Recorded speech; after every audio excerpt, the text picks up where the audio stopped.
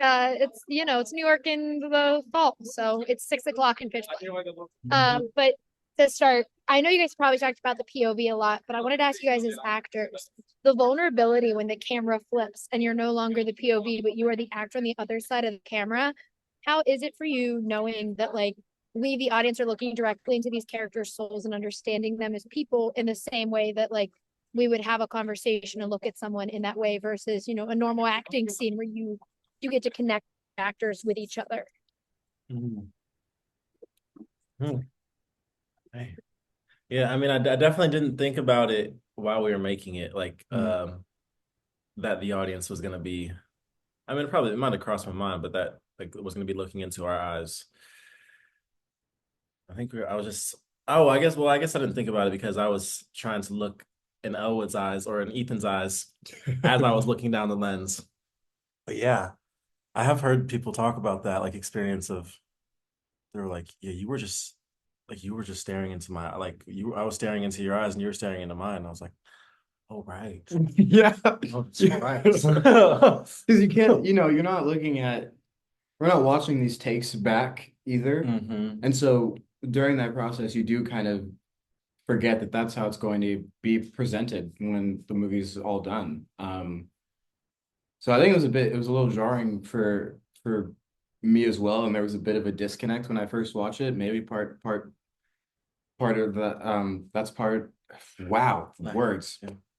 Maybe that's kind of why. Um, but yeah, your question was how does it feel or Yeah, like sorry. as actors, because like in scenes, typically, like you're told in acting school, like connect with your scene partner, look at your scene partner, do all this stuff, and this literally goes against everything actors are told because you're looking Hmm. directly into a lens and told to relate to the lens and what that kind of situation is. Yeah, I mean it was definitely an adjustment and like had to unlearn a lot and then learn this new kind of visual language. But um what really helped, I think, is that we would explore the scenes together before shooting them, and we would do it, kind of traditionally where were it was like it was going to be shot traditionally. We had each other and we were able to look at each other and kind of see, okay, maybe this is how Turner would react to this or how he's feeling in this moment. And it was nothing too intense. We didn't like fully reenact the scenes, but it was just so that we were able to be comfortable with it, so, comfortable enough so that when we got onto set and weren't able to look at each other, that we still kind of had something to rely on. Um, and then while being present, it helped that we were still physically there behind the camera, still contributing, still as in the scene as we could possibly be, and just lending what we could, which in this case was our voice. And Yeah, energy. And and energy. the energy. Well, I Yeah. will say, I said this from Mel, but I feel like this movie is very lyrical in how it kind of comes together, and you see the two different sides of the story between these two boys, and it is it when you're watching it, you kind of just are captivated by the quote unquote song of it all. But does a movie like this that is so kind of uh you know you have to change your acting approach in certain scenes, the feel of it is very important to it. Does that mean that when you guys as actors are approaching a scene, it changes the ways that you kind of connect with a character, or do you still use the same kind of acting techniques you would use for something that's a little bit more traditional? I ain't got no techniques. You're like, I just come on set and I say the words that they get. No, I mean, I would say it doesn't, at least for me, I think we've talked about it a little bit. It didn't necessarily feel like it changed how we would approach any of the moments very much at all.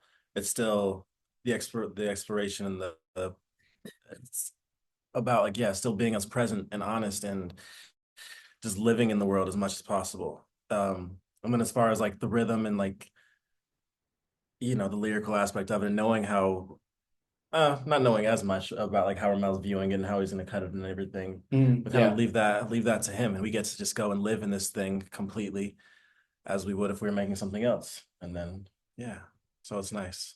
No notes. I would if I would say the exact same thing that he did. I'm kind of matching. Yeah, you guys are. I truly came into this room like, damn, I didn't get the memo. Of just a We'll get you great next look. time. We'll get you next Thank, time. thank you so much. I do want to say, Ethan, Elwood is just like the whole movie. I was like, this sweet boy. I want to like just reach through this screen and give him a hug. So that when he is the hug, I'm like, no, this is the reverse of what I actually want. Because like the being in his mind and seeing like the world through his kind of gaze is so beautiful in the beginning part of this movie, which is why like when the switch happens, I was like, oh my God, wait, what's going on? Just because I was so used to kind of being in Elwood's point of view. But for you, I don't know how you guys shot it, but how was it kind of being the focus of the beginning part of this movie and then going into something where we get to see Turner's point of view and change everything after so much of the first half had been spent with just Elwood? You're asking what it was like to be like kind of behind the camera or Well, that and but also like I don't know how like the order in which you guys filmed, but like either watching it and seeing how much we are in Elwood's point of view in the beginning of this film to just like the switch to Turner's and how it kind of plays out versus like what you experienced on set. oh yeah. Man, it really I did not know how they were going to do it when the movie was all said and done. In the time where we were kind of waiting to see what this movie looked like, I had no idea what it was going to look like. I did have the knowledge that it was going to be beautiful because we were behind the camera and we did see how certain shots were like set up and we saw some cool things. So there was no doubt there. But how everything would come together was I had no clue. So to to see all of the POV shots at beginning and staying with Elwood and everything, all of that I remembered and all of the moments where I had to like get really close to the camera operator and like pick up a penny and like maneuver my arm so that it looked as natural as possible and all that other, all that other stuff. I think that part of it came out kind of it was almost like kind of I guess how I maybe imagined it. I just wasn't expecting how immersed I would be while watching it, and how quickly I would be able to accept that this is the road that we're going down. And I'm super thankful for it. And I think that it really because of that, it allowed me to be as invested in the story as I was when I was reading the script and while I was reading the book. So I was really thankful for that. And then when it eventually switches, that was a surprise to me because I didn't know that that's how they were going to, or like the cafeteria scene. I didn't know that they were going to repeat the scene and introduce Turner's point of view in that way. And I thought that was a really great choice. I thought that was a really good way to kind of be introduced to, I guess, Elwood physically. And after that, from that point on, from the switching perspectives, I guess it again looked as close to what I could have imagined, which is, kind of just going back and forth between Elwood and Turner's point of view. I will say, I'm talking a lot, sorry. Yeah. That something that yeah. something that I thought was wrap it up. Shut up now. Something that I was kind of excited to see that I was watching that I noticed, I think maybe on my first or second watch, is that after a while you get so used to the POVs switching that there are moments where you don't know whose eyes you're looking through. And that was like a pretty exciting thing for me to notice and realize because I think that makes the kind of the tragic ending even more impactful. I never know who I'm looking through on a daily basis. In life. Yeah. Relatable. But Brandon, I do want to ask you. So I talked to him about this. I was like, I'm a theater kid. So the minute David shows up, I was instantly like aware that something was up. Because I was like, hold on, I know one of these boys looks like Daveed Diggs. But when you do have a something that for some audience members is a red herring, people like me, or some might just kind of like have that moment of disbelief and they're like believing that this man, I don't want to say anything else because I don't want to spoil anything.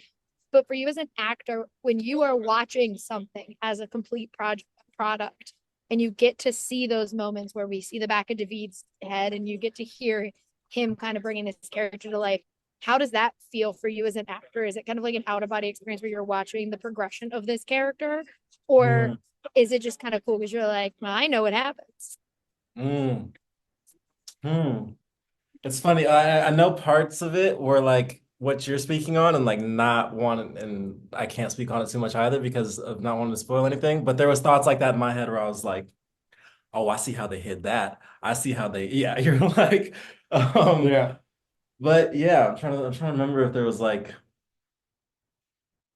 it's, hmm.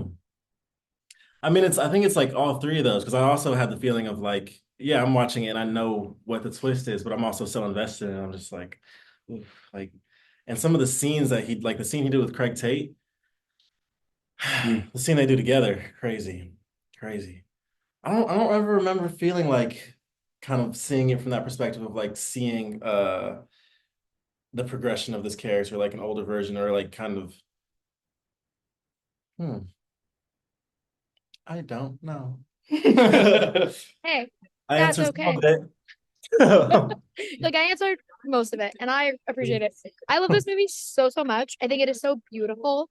And I can't wait for when I get to see it. So thank you guys so much for talking to me today. I really appreciate Yeah, Thank you. thank you. Thank you. Thank you. it. Thank you guys. Have a great one. You Pleasure, too. you too.